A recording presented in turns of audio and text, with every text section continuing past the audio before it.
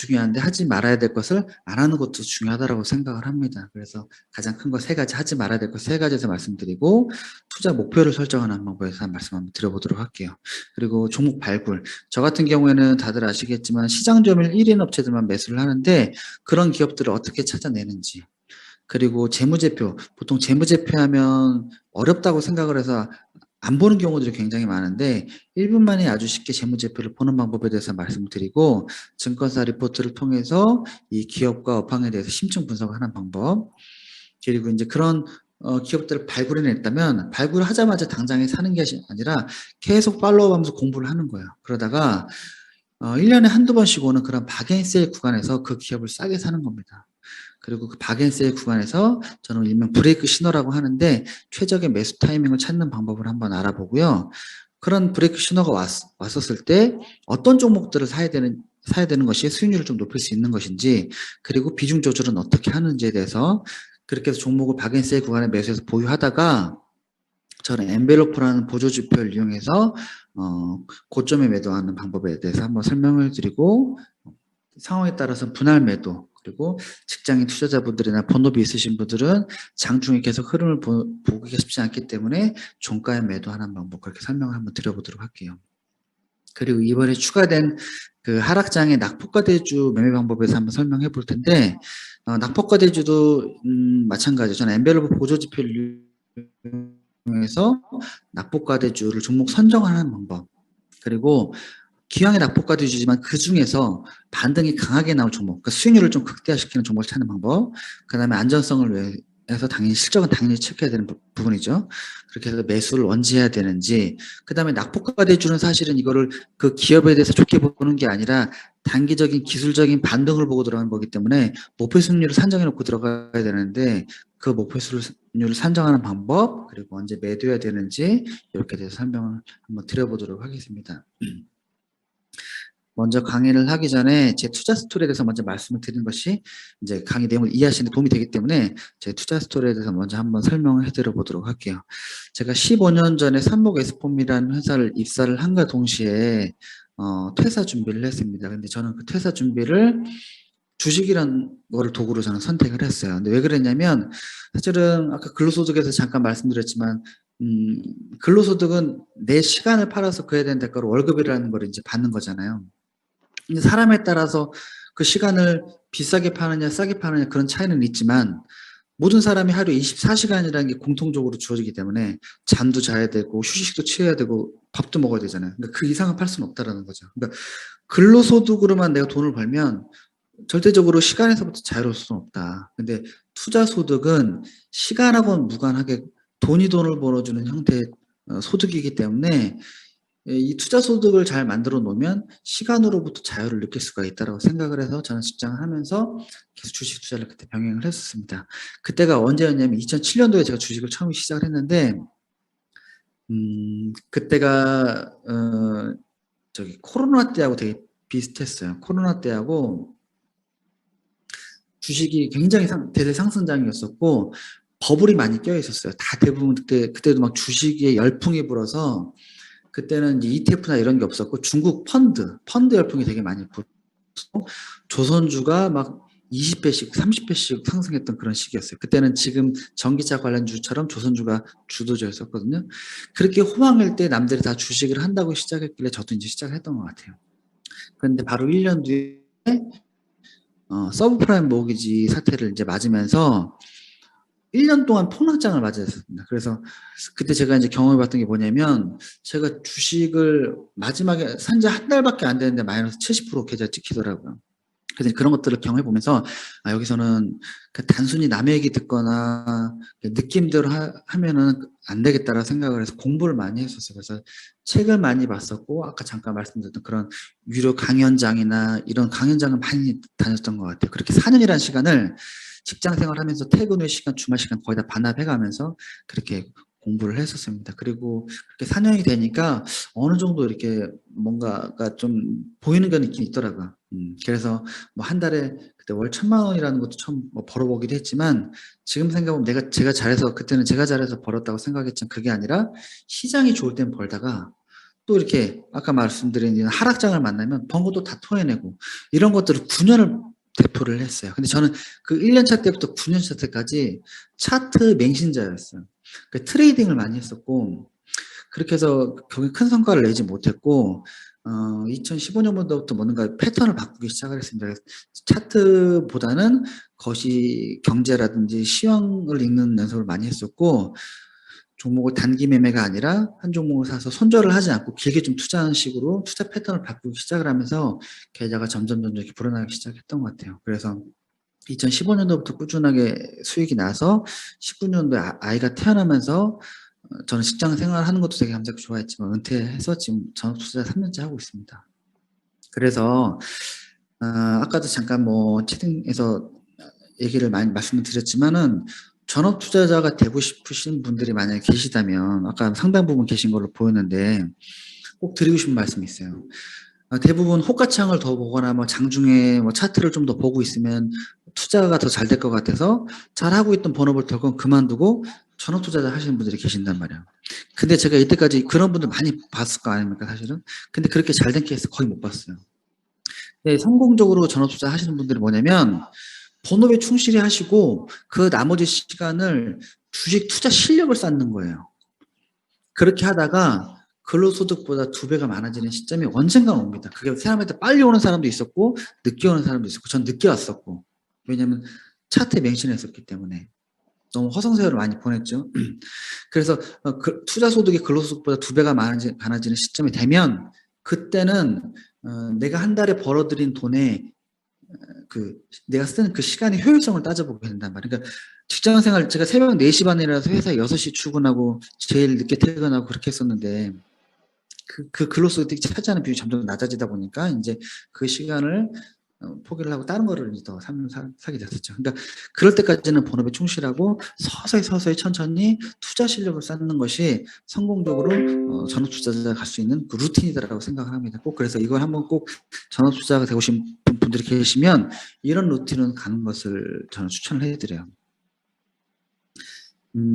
제가 좋아하는 그 분 중에서 슈퍼게임의 배진환 대표님이 계신데 그분이 이런 얘기했어요. 단기 트레이더가 되는 것은 프로게이머가 되는 것 같다라고 얘기를 했어요. 제가 왜 이런 얘기를 왜 말씀드리냐면 저는 9년 동안 소상생활을 보냈다고 했잖아요. 차트에 빠져가지고 차트에 무슨 절대적인 무슨 답이 있는 것처럼 그렇게 살았었습니다. 그래서 작년에 그래서 한번 이런 500만 원 계좌 만들어가지고 한번 나가 봤어요. 상위 3% 정도 했는데 이건 다 운이란 말이에요.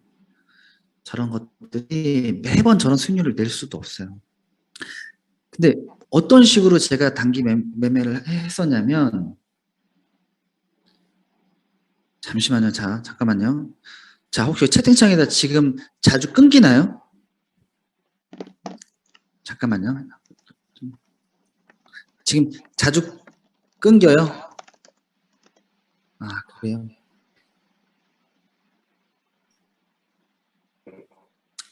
네. 이게 제가 왜 그러냐면 이게 이것 때문에 그런 것 같아요. 지금 이 핫스팟으로 연결해서 그런 거니까 오늘은 사실 아까 제가 말씀드렸던 조금만 좀 양해를 좀 해주세요. 여기서 만약에 제가 이거를 또 와이파이를 또 잡으면 이게 또 끊겨서 또 튕겨서 나가니까 일단 이대로 하고 만약에 중간에 오늘 조금 진행을 천천히 시간이 좀 오버되더라도 천천히 할 테니까 그쵸. 오늘 지금 이것 때문에 와이파이가 안 돼갖고 그래서 할 테니까 조금만 양해해 주시면 이해가 안 가는 부분이 있으면 추후에 저한테 질문을 한번 꼭 해주세요. 아시죠? 제가 다 답변을 다 드릴 테니까. 자, 시간 관계는 어쨌든 진행은 하도록 할게요. 제가 어떤 식으로 매매지를 썼냐면 봐보세요. 이렇게 엑셀 파일로 날마다 이렇게 정리를 했어요. 종목명, 그 다음에 보유기간, 뭐 전일 거래대금이 얼마였는지, 당일 거래대금이 얼마였는지, 거래량 증가가 몇 %였는지, 전일 상승률이 몇 %였는지, 당일 종가가 몇 %로 끝났는지, 고가는 몇 %까지 올라갔는지, 5일선과 이익도가 몇 %였는지, 테마가 있었는지 없었는지, 매수하는 당일날 코스닥이 음봉이었는지 양봉이었는지 이런 것들을 다 해가지고 이렇게 그래프로 만들어서 뭔가를 했었다고요. 이 정도로 그렇게 차트에 대해 거의 맹신을 했었는데 그 트레이딩을 하는 것이 나쁘다라는 것이 아니라 꼭 이거에 대한 그 특징을 좀 알고 하셨으면 좋겠어요. 왜냐면 단타라는 것은 주식이라는 도구로 돈을 버는 것만 같을 뿐이지 호가창을 계속 보면서 해야 되는 근로소득하고 똑같다고요. 그러니까 본업이 있으시는 분들, 본업과 투자를 모두 성공적으로 하려면 반드시 투자자가 되셔야 됩니다. 트레이딩이 안 된다라는 게 아니에요. 하시면 되는데 그렇게 하시면 성공 확률도 굉장히 희박하고 아까 프로게이머가 돼야 될 정도의 성공 확률이니까 그렇죠? 그것도 되게 희박할 뿐더러 본업이 잘 안 돼요. 그러니까 두 가지 성공적으로 하시려면 꼭 트레이딩보다는 투자자가 되셔야 된다. 왜 이거를 말씀드리냐면 내가 트레이딩을 할 것이냐 투자자가 될 것이냐 이걸 정해놓고 하셔야지. 왜냐하면 두 가지가 공부하는 방법이 틀려요.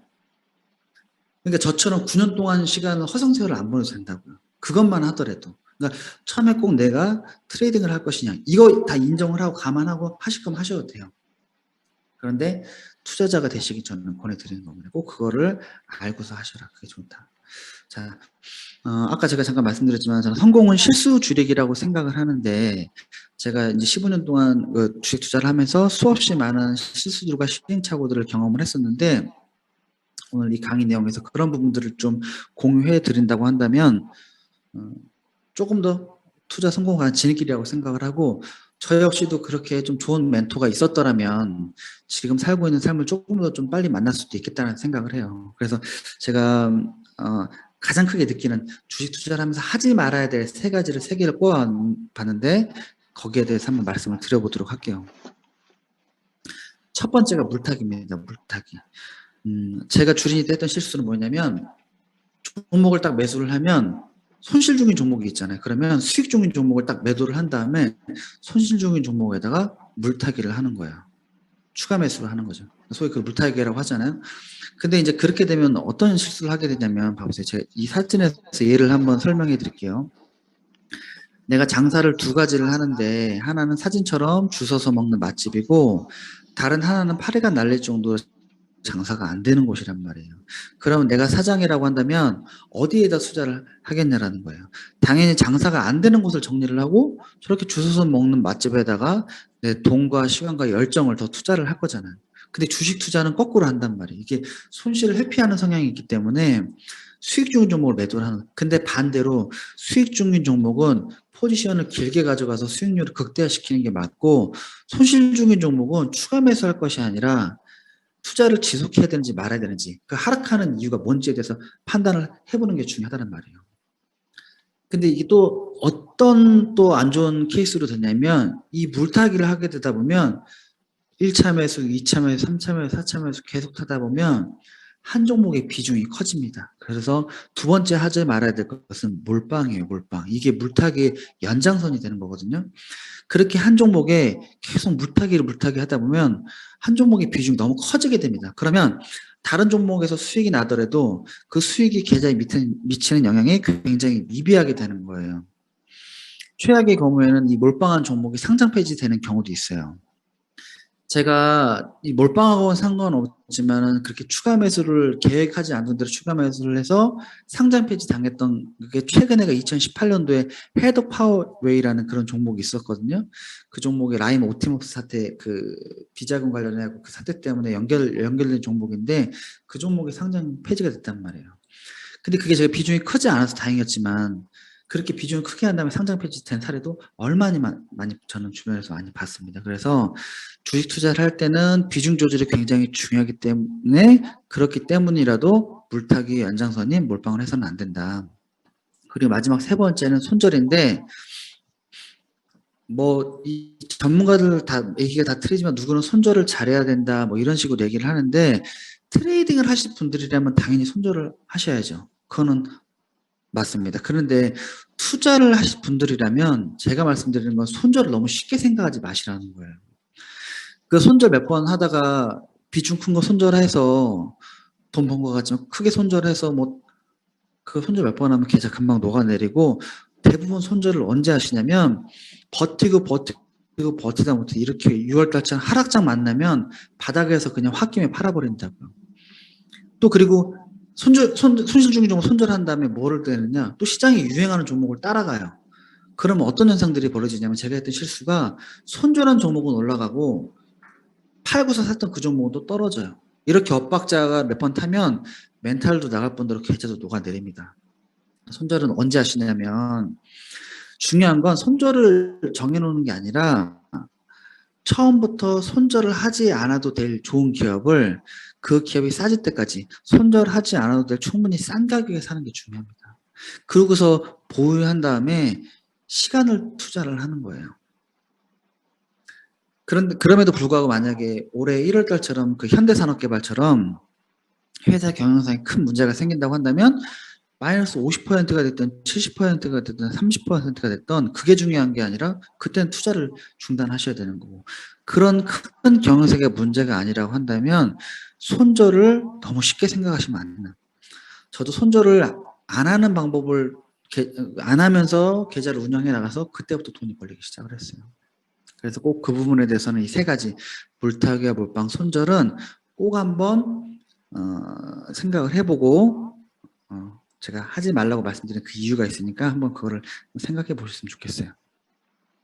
그래서 뭐 슈퍼개미 배진환 대표님의 그 투자를 잘한다는 것이라는 그 책에서 기다리지 못하는 자의 부가 기다린 자에게 이전이 된다는 얘기가 있어요. 이게 뭐 워렌 버핏이 한 얘기이기도 한데, 그래서 주식 투자자라는 이 자산 자체가 변동성이 심하잖아요. 그죠? 부동산도 투자 자산은 모든 자산이든 투자 자산은 변동성이 심한데, 특히나 이 주식 시장은 부동산 시장보다 변동성이 더 심하죠.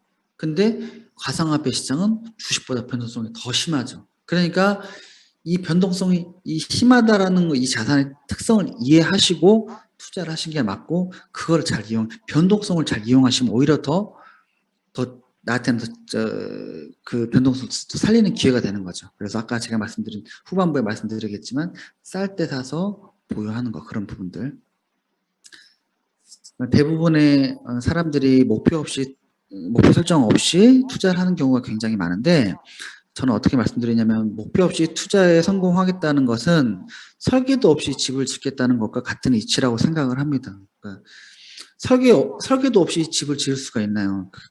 쉽지가 않죠. 그죠? 확률도 굉장히 희박할 뿐더러 만약에 생각나는 대로 막 집을 지었지만 그 집이 내가 원하는 모양이 아닐 수도 있다라는 거예요. 그래서 처음에 투자하실 때 꼭 한번 설계도를 그려보시라는 거예요. 목표성 해보시고, 제가 나는 몇 년까지, 예를 들어서 노후 자금이라고, 은퇴 자금이라고 한다면 몇 년 뒤에 은퇴를 할 건데 그때 자금이 얼마가 필요한 건지, 그게 예를 들어서 10년 뒤에 10억이라면 단순 계산으로 이렇게 나눗셈을 잘하면 이제 이 목표 수익률이 나오잖아요. 지금 현재 투자하는 금액과. 그래서 그런 부분을 꼭 설정하신 다음에 그걸 설정하셔야지 내 투자 스타일의 방향성이 잡혀지는 거니까 꼭 그 투자 목표를 한번 설정해 보셨으면 좋겠어요. 워렌 버핏이 평균적으로 그 연 목표 그 평균 수익률이 26%라고 해요. 그러니까 자, 100만 원이 워렌 버핏처럼 60년 동안 26%를 꾸준하게 달성하면 복리 계산으로 얼마가 되냐면 100만 원이 무려 60년 뒤에는 5조가 됩니다. 5조가. 그래서 워렌 버핏이 했던 얘기가 본인의 번 돈의 90%는 60세 이후에 벌었다는 얘기를 했잖아요. 그러니까 단기간에 뭐 무리한 그 수익률을 내는 것보다도 꾸준하게 안정적으로 수익률을 낼 수가 있다면, 우리가 워렌 버핏처럼 되려고 하는 것은 아니잖아요. 그죠? 그러니까 그보다 훨씬 못해도 꾸준하게 안정적인 수익률만 낼 수 있다고 한다면 충분히 내가 원하는 그런 은퇴 자금이라는 노후 자금을 주식 투자로 달성할 수 있다라고 생각을 합니다. 그러니까 그래서 그 복리 그거를 잘 아셔야 되는데, 그래서 김승호 회장님도 이런 얘기를 하셨어요. 내 자산 중에서 최근 3년 동안 번 자산이 내 총 자산의 70%가 안 된다고 한다면 그 사람은 복리를 잘 이해하지 못하는 것이라고 얘기를 했거든요. 저 역시 마찬가지로 사실은 뭐 지금 그렇게 하고 있는 것들이 최근 뭐 3년에 저는 이게 많이 가팔라졌다는 경험을 했어요. 코로나 이후에. 물론 그전에도 서서히 커졌지만, 그래서 어느 정도 꾸준하게 안정적인 수익만 낼 수 있다고 한다면 얼마든지 내가 원하는 목표를 이룰 수가 있다. 그리고 목표를 세워놨으면 거기서 끝이 아니라 그걸 어떻게 달성하게 되는지 투자 전략도 당연히 있어야 되는 거죠. 그 목표를 이루기 위한 전략. 그래서 저 같은 경우에 3개월 단위로 그 투자 전략을 세우는데, 그게 뭐냐면 우리가 3월달, 6월달, 9월달, 둘째 주 12월달 둘째 주 목요일 날은 선물 옵션 동시만기일이잖아요. 그래서 그런 부분들이 하나의 시장의 변곡점이 되는 경우가 굉장히 많았고, 그다음에 그거보다 더 중요한 거는 기업들의 실적이 1월 달부터 3월 달 실적을 마감을 해서 이제 분기 단위로 결산을 해서 이제 발표를 하잖아요. 공시를 하잖아요. 그러니까 기업들의 실적에 따라서 시장의 흐름들이 많이 바뀌기 때문에 3개월 단위로 시장의 전략을 짜보는 것도 굉장히 중요하다. 그래서 저 같은 경우는 이번 3분기는 저는 상승장에 좀 맞춰서 그렇게 계좌를 운영하고 있어요. 그런데 대부분 이렇게 전략을 짜라고 한다면 플랜 A밖에 없다. 그래서 내가 3분기 때는 올라갈 것 같으니까 공격적으로 계좌를 운영해야지. 근데 이렇게 하면 꼭 실패한다고. 그럼 전략은 뭐냐면 플랜 A란 말이에요. 내가 가장 확률이 높은 게 플랜 A라면 주식은 상승 아니면 횡보 아니면 하락밖에 없어요. 그러니까 플랜 A죠. 그 다음에 내가 생각했던 것 다를 경우에 횡보를 하면 어떻게 할 것인지, 최악의 경우 하락을 했다면 어떻게 할 것인지. 그래서 최악의 플랜도 플랜 A, B, C 이 세 가지를 다 시나리오에 머릿속을 그려놓고서 분기별로 전략을 짜시는 게 중요하다는 겁니다. 그래서 때로는 예를 들어서 최악의 경우에 대비해서 해지를 걸어놓을 수도 있는 거고, 그렇죠? 아니면 현금 보유를 좀 한다든지 시장과 다르게, 그렇죠? 그런 ETF 상품들이 있으니까 그런 부분도 꼭 한번 생각해 보시고 플랜을 꼭 세 가지를 짜셔라. 자, 이제 첫 번째 그 챕터는 마무리가 됐고, 이게 자, 이제 화면 보시면서 그 목표 수익률을 어떻게 산정하는지 예시를 한번 드려서 설명을 해드려 보도록 할게요. 오늘 이게 핫스팟으로 연결하는 것 때문에 원활하지 못해서 죄송합니다. 이게 참. 자, 이게 네이버의 복리 계산기라는 걸 이용하시면 되는데 예를 들어서 한번 설명해 볼게요. 이게 목표 산정하시는 좀 도움이 되니까 자 1억이 있다고 한다면 자 3년 동안 평균적으로 30%를 내면 얼마가 되냐면 1억이 수익금이 1억 4천만 원이고 원금이 이제 2억 4천만 원이 됩니다. 근데 이 1억 갖고 10년 동안 30%를 꾸준하게 달성을 했으면 1억이 19억이 됩니다. 19억. 물론 30%라는 수익률이 굉장히 높은 거죠. 높은 건데 어쨌든 봐보세요. 복리의 효과가 뭐냐면 처음에 3년 동안의 수익금 1억 4천만 원이지만 마지막에 훨씬 더 크죠. 거의 16억이 되는 거니까. 그죠? 그래서 합해서 19억이 되는 거니까 저도 아까 말씀드린 자산이 마지막에 이렇게 급격하게 늘어난 그런 경험들을 하게 된단 말이에요. 꾸준하게 수익률만 낼 수가 있으면. 그죠? 시장에 따라서 물론 다르긴 하겠지만. 그죠? 그래서 꼭 이런 것들을 한번 생각해 보시고 중요한 건 뭐 한 달에 몇백 프로, 200%, 300% 이렇게 내는 뭐 단타치 갖고 뭐 급등주 해갖고 버는 게 그게 중요한 게 아니라 꾸준하게 내는 것이 중요하다. 꼭 그거를 생각을 해두시고 투자 마인드를 하실 때 딱 세팅을 해놓으시면 좋을 것 같습니다.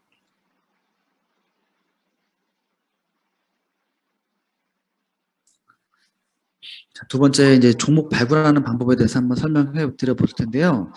제가 주린이 때 했던 실수가 뭐였냐면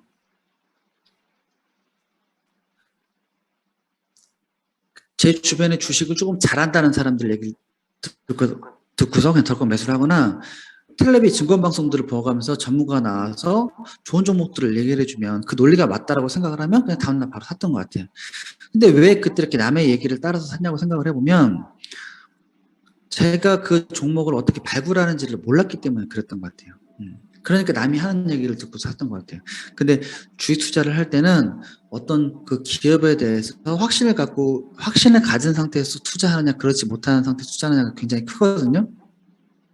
그러려고 하면 꼭 내가 스스로 종목을 발굴하고 내가 공부를 해서 확신을 갖는 상태가 필요합니다. 그래서 지금부터 말씀드릴 내용은 뭐냐면 내가 스스로 종목 발굴을 하고 내가 스스로 재무제표를 봐서 검토도 하고 또 증권사 리포트를 봐가면서 내가 스스로 종목을 공부하는 방법까지 쭉 설명 한번 해드려 보도록 하겠습니다. 저는 아까 종목 설정하는 제 원칙 중에 하나는 시장 점유율 1인 기업들만 저는 투자를 하거든요. 그래서 그런 종목들을 어떻게 발굴하냐면 제가 하루 루틴 중에서 하루도 빠짐없이 하는 루틴이 이 시장 점유율 1이라는 키워드로 네이버에다 검색을 해보는 거예요. 근데 무슨 검색이냐, 뉴스 검색을 통해서 종목을 발굴하는 거거든요.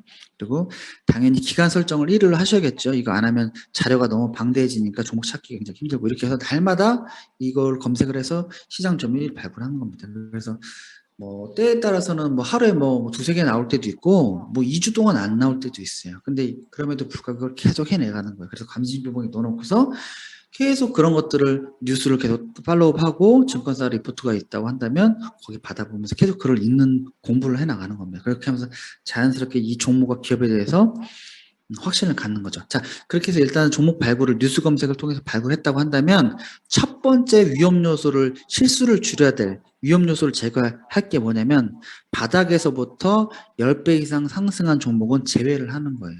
그 텐베거 종목은 제외를 하는 겁니다. 예를 몇 개 설명해 드려보면 그게 카카오톡이고 HMM이고 CJN이라는 회사 예를 들어 이런 기업들이에요. 카카오 같은 회사는 코로나 전에가 17,000원이었다가 이 바닥에서라는 건 최근 저점 대비입니다. 그러니까 최근 저점은 대부분 코로나 때가 되겠죠. 그죠? 코로나 때가 17,000원짜리가 17만 원이 갔어요.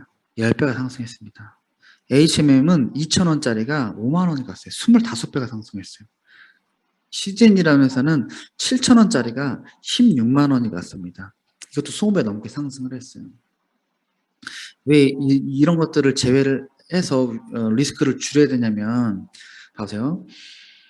자, 카카오 성장성 있는 거 다 알잖아요. 좋은 결혼은 안단 말이에요. 근데 제가 하나 예를 들어서 SK텔레콤이라는 회사를 지금 누가 성장주로 생각을 하나요? SK텔레콤 다 경기 방어 주고 배당 주고 같이 주라고 생각을 하잖아요. 근데 2000년도 초반에는 SK텔레콤이 성장주였다고요. 주식은 자, 바닥에서부터 이 회사의 시가총액이 10배 이상 상승했다는 것은 미래에 대한 성장성을 얼마나 많이 땡겨왔다는 거예요. 그리고 이미 그거 땡겨왔은 그 시점에는 그게 가치주로 바뀔 수도 있다는 거예요. 카카오가 가치주고 될 수도 있다는 거예요. 근데 이게 그렇게 대시세가 났는데 이제 17만 원 가서 15만 원이니까 싸졌다고 산다? 만약 이럴 때 잘못 물리면 27만 원 평생토록 안 올 수, 역사적 제일 고점에 사는 걸 수도 있습니다. 그래서 이런 종목들은 아예 쳐다도 안 보는 게 좋아요. 아무리 좋아도.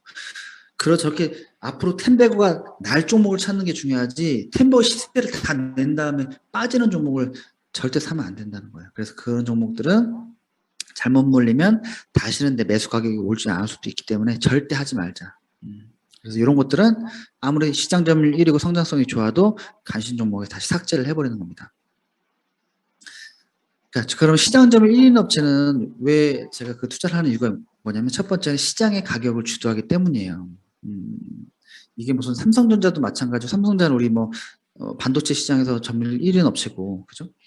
제가 근무했던 삼목 에스폼이라는 회사도 우리 아파트 거푸집 시장 점유율 40% 하는 1위란 말이에요. 근데 그런 업체들의 특성이 뭐냐면 시장의 가격을 주도를 해요. 삼목 에스폼 같은 경우에도 그 알루미늄 폼의 단가를 삼목 에스폼이 내리거나 올리는 거에 따라서 2등, 3위 업체가 따라서 갑니다.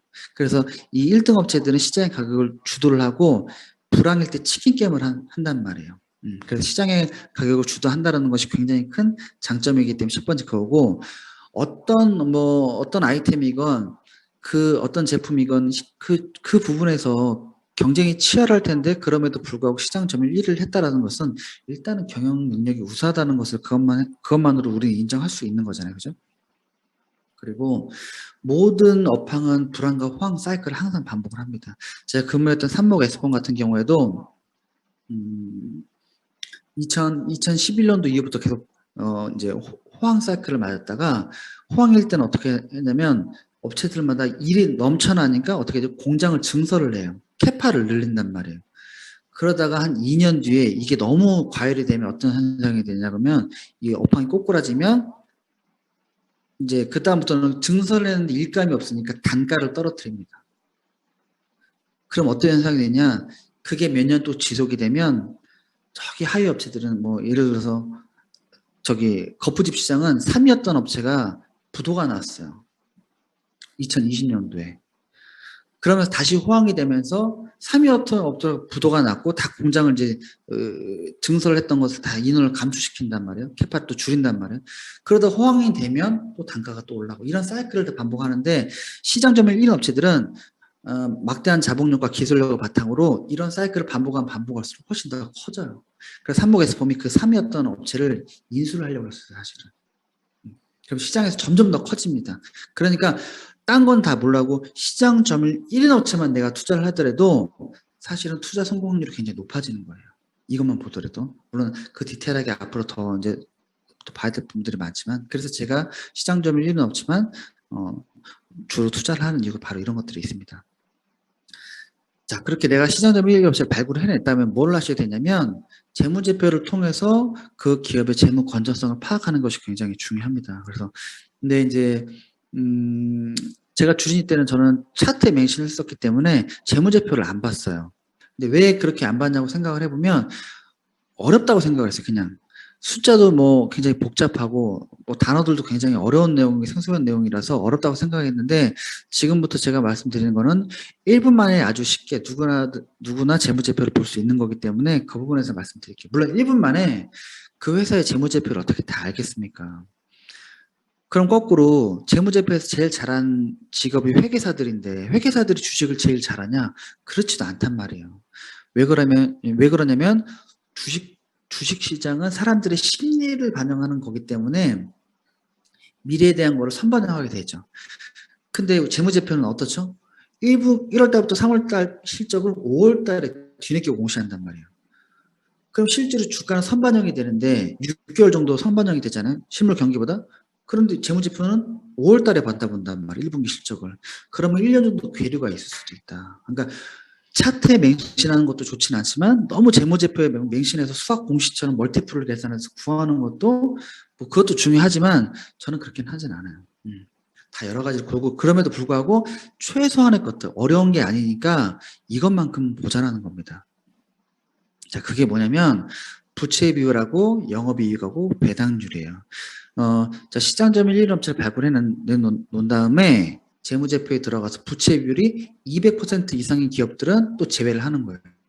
위험 요소 또 제거하는 겁니다. 위험 요소들을 자꾸 제거해야 성공 확률이 높아지는 거니까.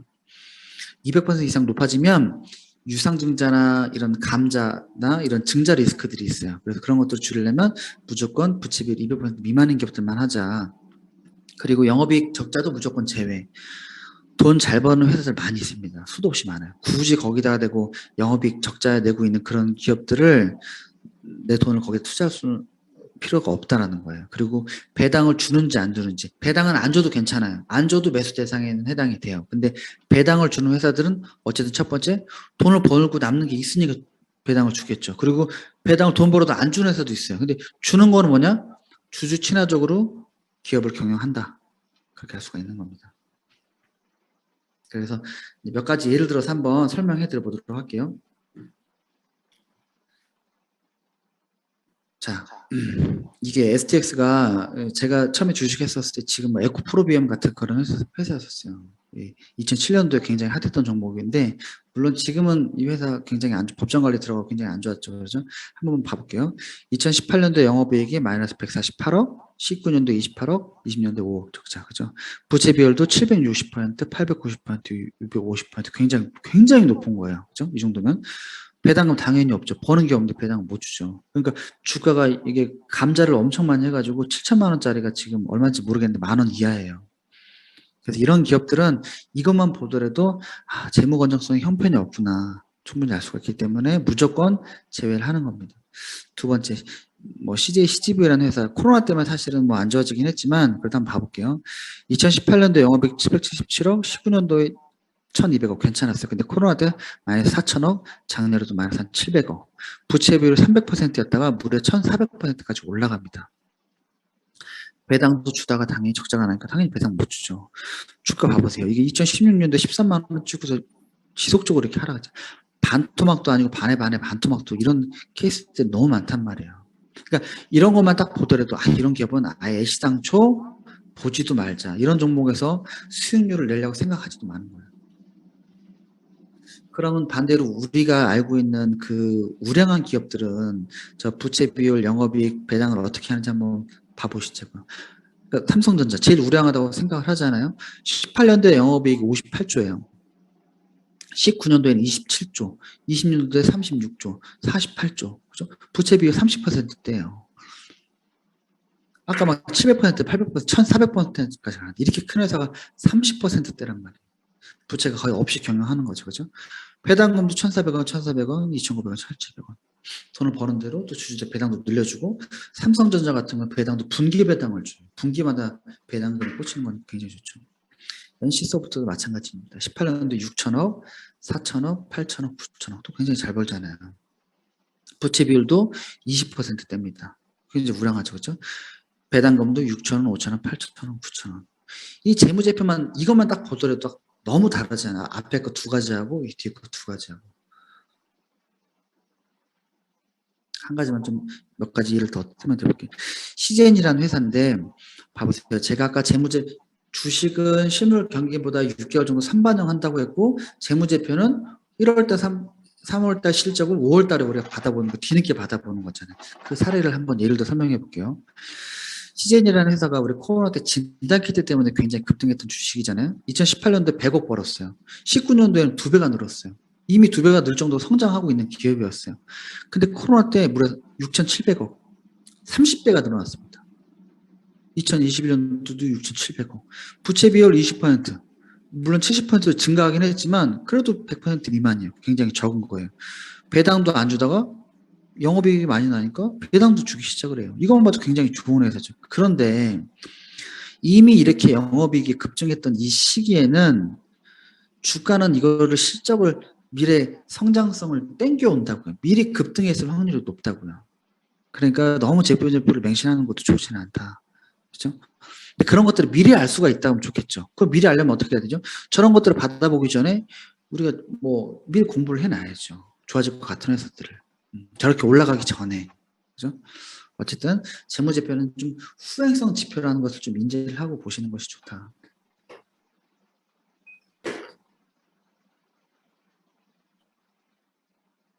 골프존이라는 회사예요. 이게 골프존이라는 회사가 우리 코로나 때 골프 인구가 많이 늘어나기 시작을 하면서 실적이 굉장히 좋아졌던 회사고 그 전부터 굉장히 탄탄했던 기업이죠. 18년도에 영업이익이 282억, 19년도 320억, 2020년도에는 500억, 2021년도에는 880억 꾸준하게 증가를 하고 있죠. 부채 비율도 굉장히 낮아요. 배당금도 영업이 늘어난 만큼 계속 주주 배당금 늘려주기 시작을 하고 계속 꾸준하게 우상향을 하고 있잖아요. 물론 지금은 좀 많이 하락을 하긴 했지만 어쨌든 이것만 보더라도 이런 회사가 좋은 기업이구나. 이런 기업, 좋은 기업을 계속 공부하고 있다가 싸지면 이런 기업을 사야겠다. 반대로 상장 폐지 사례된 거를 케이스를 한번 봐드릴게요. 이게 신라젠이라는 회사인데 2017년도에 코스닥 시가총액 2위였어요. 셀트리온 다음이었어요. 이 회사가. 그래서 뭐 7,000원짜리가 15만 원까지만 20배 넘게 상승을 했던 그런 회사인데 상장하자마자 영업이익 보시면 2017년도부터 500억 적자, 590억 매 해년마다 적자 돈을 벌어본 적이 없습니다. 부채 비율은 뭐 높진 않았지만 이거 타고 상장 폐지 됐잖아요. 그죠? 그러니까 이렇게 대시세가 10배가 아니 20배가 올라간 다음에 이럴 때 싸다고 만약에 샀으면 그래서 계속 이거를 아까 물타기 하고 몰빵이 된 상태에서 이 신라젠을 상장 폐지가 맞았으면 끝나는 거예요. 아까 제가 앞서 말씀드린 물타기, 몰빵 이런 거 하지 말아야 되고 영업이익 적자 하지 말아야 되고 10배가 나온 거 10배 이상 올라간 거 하지 말아야 되고 이런 것만 안 해도 주시장에서 그렇게 큰 손실을 볼 수 있는 확률이 점점 줄어드는 겁니다. 코오롱 티슈지는 코스닥에서 시가총액 9위까지 했던 기업이에요. 이 회사도 인보사 사태 때문에 상장 폐지 거의 될 것 같은데 어쨌든 거래 정지가 몇 년쯤 되고 있죠. 영업이익 16년도부터 60억은 벌긴 했지만 17년도부터 400억, 300억, 400억 돈을 벌어본 적이 없단 말이에요. 대부분 바이오주들이 이러긴 해요. 특성상. 근데 그 바이오주도 아니고서라도 꼭 재무제표 지금 말씀드렸지만 어려운 거 아니잖아요. 영업이익 적자인지 영업이익이 증가하는지 이거는 볼 필요는 없어요. 그거는 그걸로 보는 게 아니라 증권사 리포트나 이런 것들을 통해서 내가 미리 알아야 되는 거지. 그렇죠. 그러니까 적자인 것만 아니면 되는 거예요. 나머지는 내가 공부해서 알아내면 되는 거고. 그 부채 비율 높은 거 제외하고 이것만 딱 비교해 보더라도 1분 만에 이 기업이 재무 건전성이 좋다 안 좋다 할 수 있으니까 꼭 보시라는 거예요. 이 정도